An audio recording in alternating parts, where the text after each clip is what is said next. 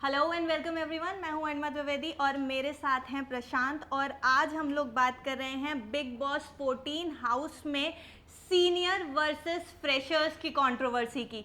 लोगों को ये लग रहा है कि बिग बॉस 14 जो है वो बिग बॉस 13 का ही एक डुप्लीकेट वर्जन आ गया है, एक कॉपीड वर्जन आ गया है और बिग बॉस 13 को ही आगे बढ़ाने की कोशिश की जा रही है यहाँ पर। प्रशांत, क्या कहना चाहेंगे, क्या सीनियर्स जो आए हैं और जो फ्रेशर्स हैं उनके बीच में सीनियर्स की छवि ज़्यादा उभर के आ रही है? एग्जैक्टली सीनियर्स की ही छवि उभर के बाहर आ रही है। अब हिना खान सीजन 11 से आ गई हैं और सिद्धार्थ शुक्ला तो अभी गए थे ही, लॉकडाउन लग गया, फिर से शो शुरू हो गया, वो फिर से आ गए।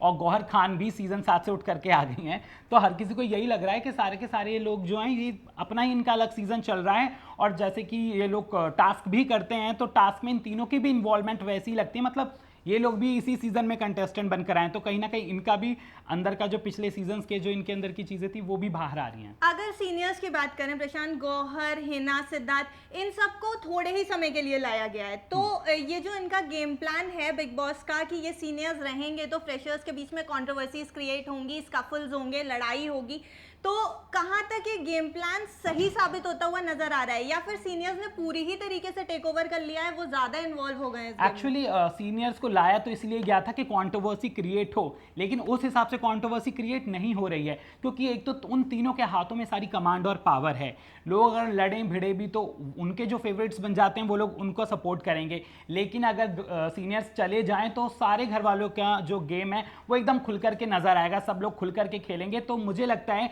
कि ये जो हिना, सिद्धार्थ और गौहर आए हैं, उनके आने से कहीं ना कहीं शो पर इफेक्ट पड़ेगा। इस पर उन सीनियर्स को मेरे हिसाब से चला ही जाना चाहिए, क्योंकि ये गेम अभी के लोगों पर प्रशांत, हाँ, मैं यहाँ पर आपके साथ हूँ, क्योंकि जो सीनियर्स हैं एक्चुअली वो जब टास्क भी हो रहे होते हैं तो उसमें जो इन्वॉल्वमेंट होता है बेसिकली सीनियर्स का, वो इतना ज़्यादा इन्वॉल्व हो जाते हैं कि जो कंट्रोवर्सीज इन्हें फ्रेशर्स के बीच में क्रिएट करनी चाहिए वो आपस में क्रिएट हो जाती हैं। जैसे रिसेंट टास्क में गौहर कुछ ज़्यादा ही नाराज़ हो गई थी सिद्धार्थ और हिना से, जबकि वो लोग बहुत कामली लोगों के बीच में फूट डालने की कोशिश कर रहे थे। तो ये जो गेम प्लान चल रहा है बेसिकली गौहर, हिना और सिद्धार्थ का, क्या बिग बॉस 13 पूरी तरीके से नजर आ रहा है इसमें? एग्जैक्टली क्योंकि बिग बॉस सीजन 13 में सिर्फ एक इंसान दिख रहा था, वो था सिद्धार्थ शुक्ला।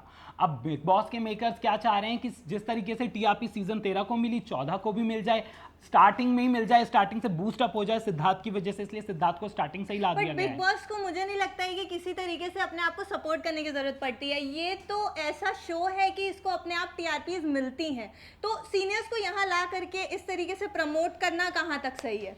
देखिए, हर बार मेकर्स कुछ ना कुछ अलग नया करने की सोचते हैं कि कुछ अलग करें जो लोगों को एक जैसा ना लगे।